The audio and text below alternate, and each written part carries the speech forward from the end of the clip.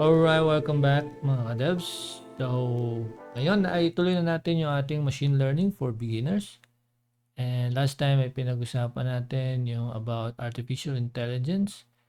Dito tingnan naman natin kung ano yung mga similarities na pwedeng gayahin. O sabihin na natin yung mga features ng nating mga tao na pwedeng gayahin ng mga computer or ipagawa sa mga computer. So, still we are talking about artificial intelligence.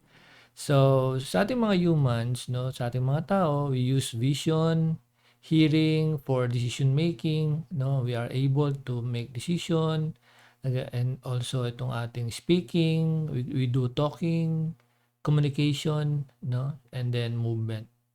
And similarly, we can make the computer do the same, no? So, ang mga computers pwede sila nating gawin na gayahin tayo bilang mga tao. So, ang computer by default, wala talaga yang pwedeng gawin, wala siyang kayang gawin, kundi ipo-program pa talaga natin. Lalagyan pa natin talaga sila ng data, lalagyan natin sila ng mga information at especially programs and algorithms para magaya nila yung ating pwedeng gawin, no? First of all, itong ating vision, no, yung vision natin sa magitan ng ating mata, nakakita tayo of course. But sa AI, ang AI ay gumagamit ng camera. Imposible na ang AI ay makakakita through the data kung walang camera. No, kung ang kailangan natin ay computer vision, ay kailangan ng visualization ng input, eh kailangan ng camera. Okay? So the next one is hearing. Okay? Yung hearing para magaya ng computer ay kailangan gumamit ang computer ng microphone. So kung walang microphone, hindi maintindihan ng computer kung ano yung mga yung kailangang i-input sa kanya like talking, communication, 'di ba, si Siri, si Alexa, no, kailangan ng microphone para maintindihan nila or sabihin na natin makuha nila yung ating input, no, through voice. Okay, so kailangan ng microphone ng AI. Decision making, kailangan ng algorithm. Kung walang algorithm, wala tayo po program na algorithm, wala tayo set na algorithm sa program niya. So walang decision making para sa AI, no? So tayo lang, no? Tayo rin mga tao ang gumagawa nito. Itong algorithm, conditional statement, conditional yung mga conditions natin na kailangan ma-meet muna bago gawin ng computer yung gusto natin maging resulta. Speaking, of course, andyan yung ating speaker, no? Yung computer speakers natin, anumang speakers na pwede nating marinig kung ano yung sasabihin ng computer. But of course, hindi sila magsasalita through their own. Kailangan na tinatawag nating natural language processing.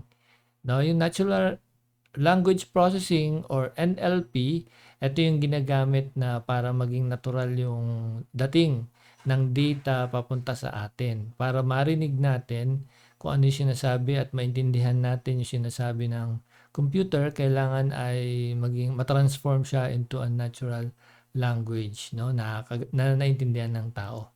Okay, so meron din tayo of course yung chat GPT, generative AI, tools, etc. Sila naman ay through text. But of course, meron tayong pwede rin silang magsalita na itong mga chat GPT na to. Pwede rin silang maging voice, no, na mag-speak sila. And of course, yung movement ng tao, yung galaw natin, pwede rin niyang gayahin, no, ng computer. Pwede natin sila i-program through robotics. So dito na papasok yung ating mga servos, yung ating mga electronics, no, na pwede natin gamitin. Nandiyan si Arduino, nandiyan si Raspberry Pi, no, napakaraming mga embedded system na kung saan ay pwede natin i-transform yung data at yung AI ay matuto ng movements, and that is what we call AI. So ang AI hindi lang siya isang part, hindi lang chat GPT lang, no? Hindi lang chatbot, hindi lang filter, hindi lang video. Yan madalas kasi nakikita natin mga AI sa video, images, chat GPT or generative AI, kung ano pa, yung Gemini. Hindi lang yon. So napakarami na kung saan ay pwedeng mag-work ang AI to imitate humans, no? And the next is, kagaya nito nakikita natin sa video na to, ito ay nakuha ko lang sa internet, kung saan ang automated na, sabihin natin itong robot na to ay meron na siyang tinatawag nating AI.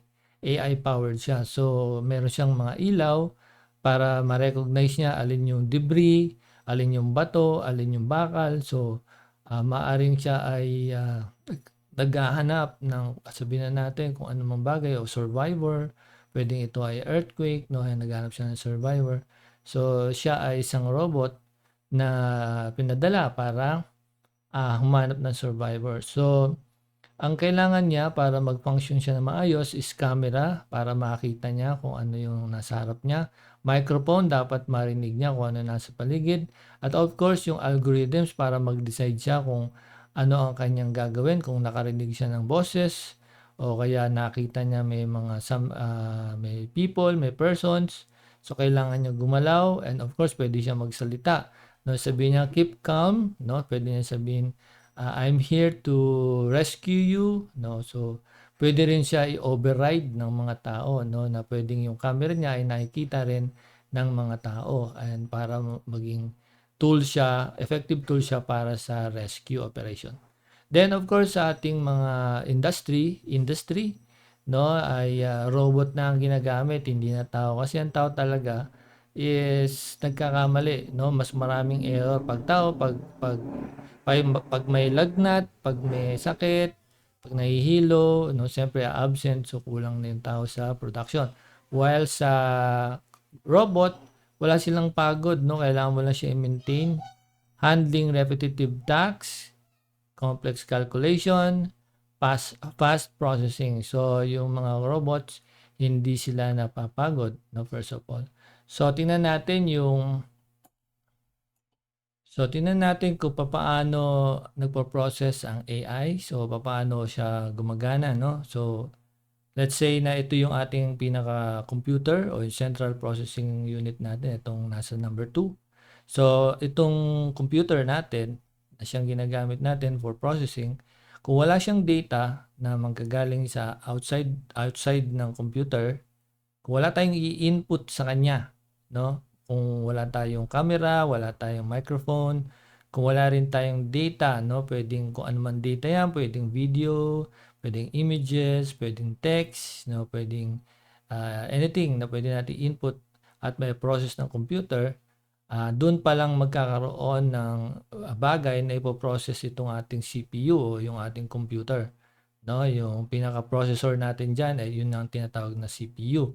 And then kapag siya ay nilagyan natin ng program which is the algorithm, tayo maglalagay niya, no?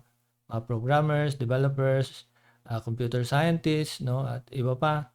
Once na naggawa tayo ng programs diyan, diyan siya makakapag-decide, no? Diyan aandar yung ating tinatawag na decision making, prediction.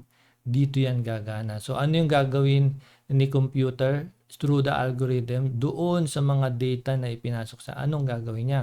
So, ang magiging output niyan, depende sa program, ay yung magkakaroon na tayong tinatawag nating AI. Ito na ngayon yung AI. Yung AI, pwede na siyang mag-predict kung ano yung inquiry na nating mga tao. Kung may tanong tayo, magre-reply na siya, sasagot na siya.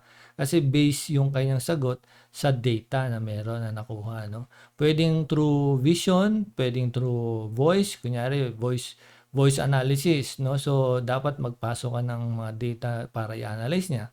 Kung image analysis, so kailangan mag-input ka ng mga images, no? Video analysis, so yan ay ipo-process, then depende sa algorithm na ilalagay mo, then saka ngayon siya magre-respond dun sa gusto mo ipagawa, no? So that's why we have the prediction, tinatawag sa machine learning, generative, which is ginagamit sa mga ChatGPT, chatbot, and results sa mga analysis, no? So maraming pwedeng gawin ng AI para sa gusto nating mangyari. So yan yung process, no? Yan, tandaan natin ito. Ito yung magiging guide natin for the whole course, no? Dapat may data collection tayo, may processing, and then magse-set tayo ng algorithm, and then titingnan natin yung kanyang output, no? So yan yon. And next is itong example na to, yung paano gumagana ng AI.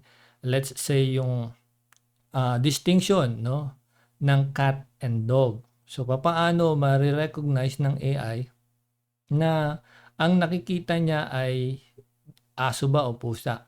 Let's say merong pusa na humarap sa camera, no? Humarap siya sa camera o nakita ng AI itong pusa, nakita siya, no? Papaano ma-recognize ng computer na ito ay pusa o aso? Kailangan natin ng data. No, itong mga to ay kailangan ipasok sa ating computer. Kailangan sila i-feed, no, yung mga images ng pusa, images ng aso, iba't ibang klase ng aso, iba't ibang klase ng pusa. And then dito sa computer, we have this thing called machine learning process. No, tayo ang gagawa nito. Hindi automatic ang computer para dito. Gagawa tayo ng algorithm para i-process ni computer at ma-recognize niya na once na tumapat ang isang katulad nitong pusa sa camera is sasabihin ng computer na it's a cat, no? Pusa 'yan. Okay? So ganun 'yon. Kung wala tayong dog and cat, paano ma-recognize ng computer yung cat, no? So there's no reason or possibility, walang posibilidad na maiintindihan ni computer sino to, no, o magigets niya or sabihin natin mapoprocess niya kung ano to kung walang data. So lahat ng bagay ay nagagawin ng computer dapat ay base sa data. Pag walang data, walang input, walang data, so wala ring resulta. Okay? So ganito ang example, isang example ng computer vision, which is another term para sa tinatawag nating AI and also machine learning process. No? So ganyan yan. Ganito yun ang gagawin natin throughout the course para makita nyo how AI works, paano natin matitrain yung computer na ma-recognize niya yung mga bagay. Kagaya nating tao na nakaka-recognize din ng mga bagay. So, like for example, itong sabihin na natin real world use case, itong sabihin na natin log in, log out, attendance system, sabihin na natin na kahit yung security guard nagche-check ng ID, pero iba pa rin talaga, lalo na sa high security level, hindi pwedeng mukha-mukha lang, no? So kailangan may scanning, no? Iba yung mata, ini-scan, no? So through this example, makikita ninyo yung ginawa natin sa nakaraan, no? Dito na-recognize ng computer kung ano ba yung hayop, no, kung anong klase ng hayop, dog ba yan or cat. Lalo na dito, mas complex ito na yung feature ng tao, yung kanyang kilay, yung size ng mukha niya, yung features ng mukha niya is nare-recognize ni computer at malalaman niya eksakto sino yung tao na yun at bibigyan niya ng access para makapasok sa isang facility kagaya ng company or other secured area.